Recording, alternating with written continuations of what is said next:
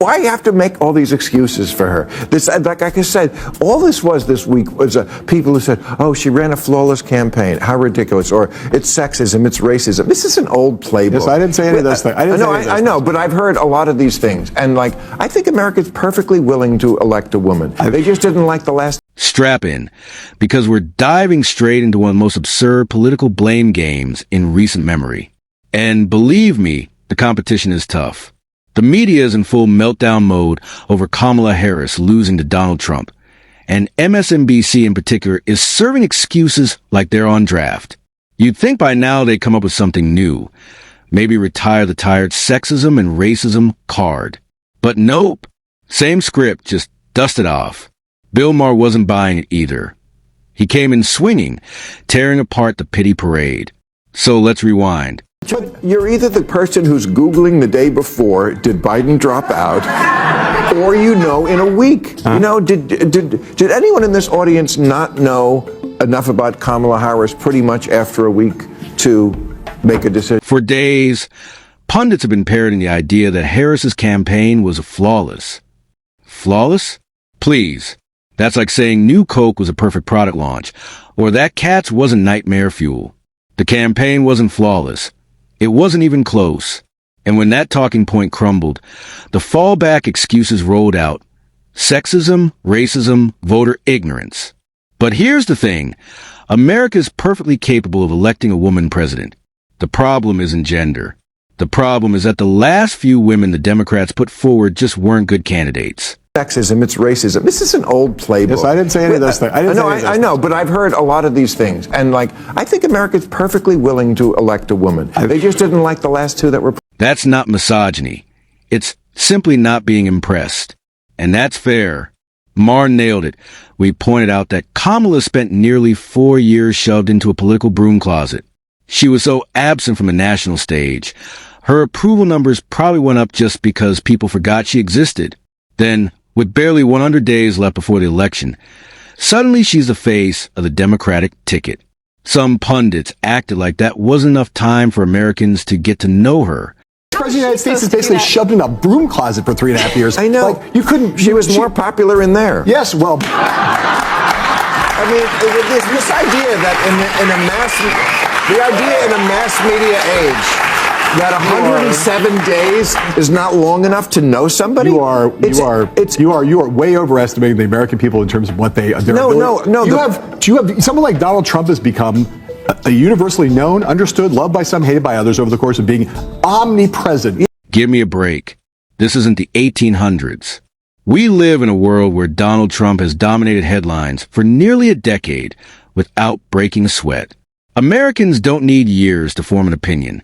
They didn't need that with Trump or Obama, and they didn't need it with Kamala either. The truth is, people already knew her. They just didn't like her. Period. And here's where Maher hit another nerve, the media silos.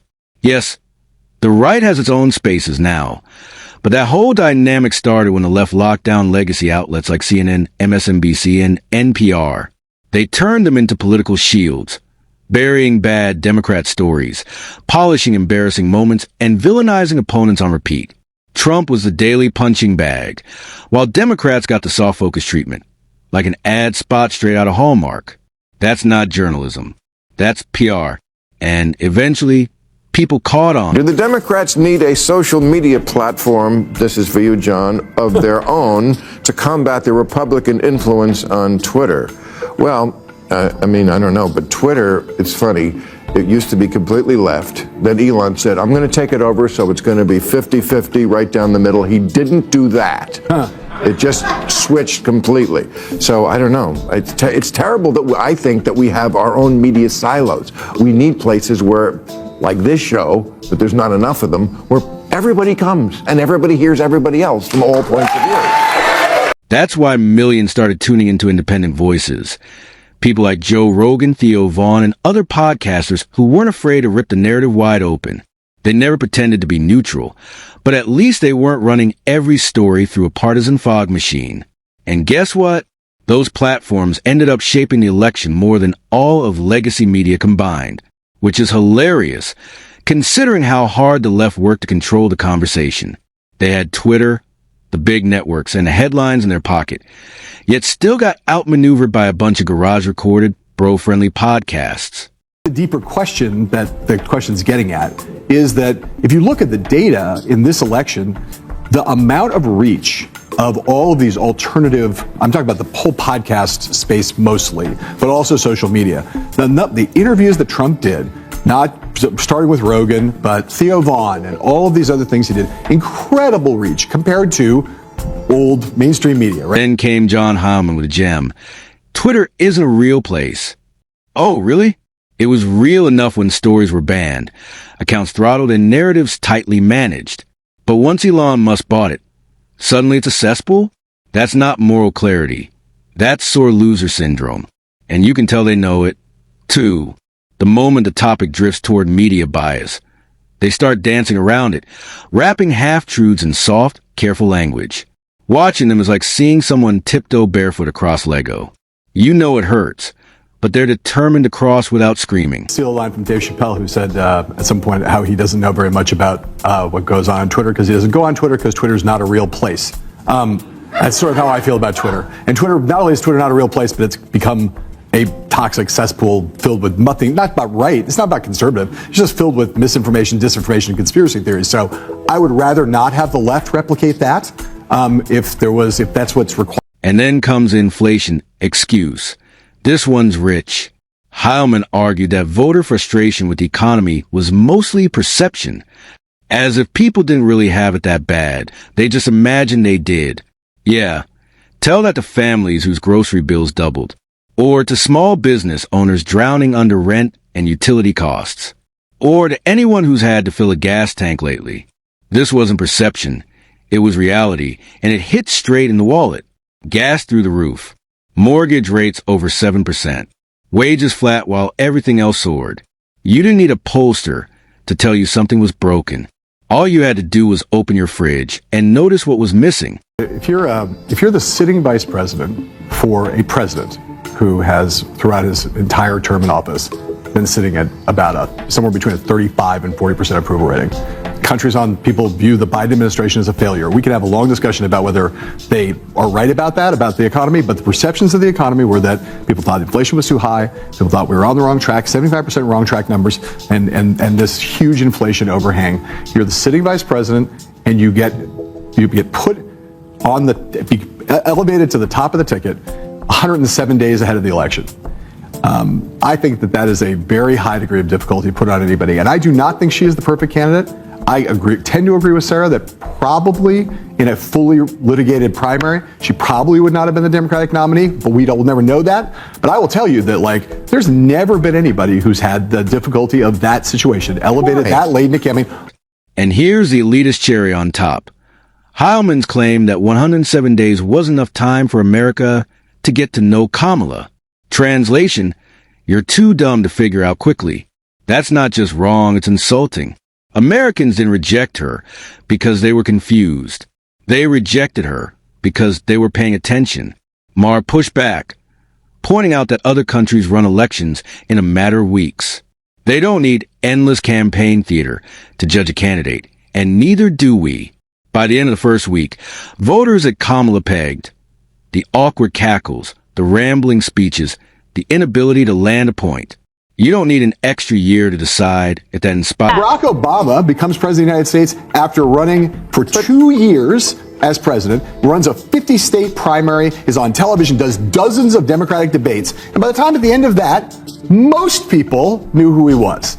Most people. Yeah. You drop somebody into the middle of the top of the ticket, 3 days out, 3 months out, you are going to have to spend a lot of time trying to introduce yourself to the country while also being in a steel cage death match with Donald Trump. Okay, but I don't know if you ever watched this show, but I had Michael Douglas on this week. Yeah. At the top, we were talking about this, and he made a very good point that every other country in the world can do it in months, sometimes weeks. Why can every other country do it in that short a period of time? Are they all so much brighter than America? Heilman keeps circling back to the late decider argument. You know, those mythical voters who supposedly walk into the booth still undecided. Maher compared them to Christmas Eve shoppers, the folks who wait until the very last second to make a choice. Is it your contention is that no people were late deciders in the election? No, they were. I talked about them last week. Right. Christmas Eve shoppers, so those people apparently needed longer than 90 days. They would have been undecided. They always would have been. Exactly. That's why I call them. I called them, John, I said this last week, I called them Christmas Eve shoppers. My father was one. People who don't buy their presents until the Christmas Eve night. He would go into the store, and he wouldn't feel like he could do it until he was fully in the spirit. You had to be in the store on Christmas Eve with Santa and all the fucking elves. But here's the thing. Last-minute voters aren't clueless. They're cautious. They know the candidates. They've been watching the race. They're just waiting to see who delivers the stronger closing pitch. And when that pitch falls flat, it's not because they needed more time. It's because they didn't like what they heard. Which brings us full circle. The media can spin it however they want. Flawless campaign, unfair sexism, not enough time. But the reality is simple. Voters knew Kamala Harris. They heard her message. And they decided she wasn't the one. You have to make all these excuses for her. This, like I said, all this was this week was people who said, "Oh, she ran a flawless campaign. How ridiculous!" Or "It's sexism. It's racism." This is an old playbook. Yes, I didn't say any of those things. I know, but I've heard a lot of these things, and I think America's perfectly willing to elect a woman. They just didn't like the last two that were. That's not misogyny. That's not ignorance. That's democracy. The sooner the DNC and its media allies stop blaming voters and start actually listening to them, the sooner they might win again. Until then, they'll keep losing and blaming everything but themselves. So what do you think? Was this really about timing? Or are Democrats just allergic to accountability? Drop your thoughts below. Hit that like button if you're tired of excuses. And don't forget to subscribe, because next time, we're breaking down why the media fears losing control of the narrative even more than losing elections. And trust me, that's where it gets messy.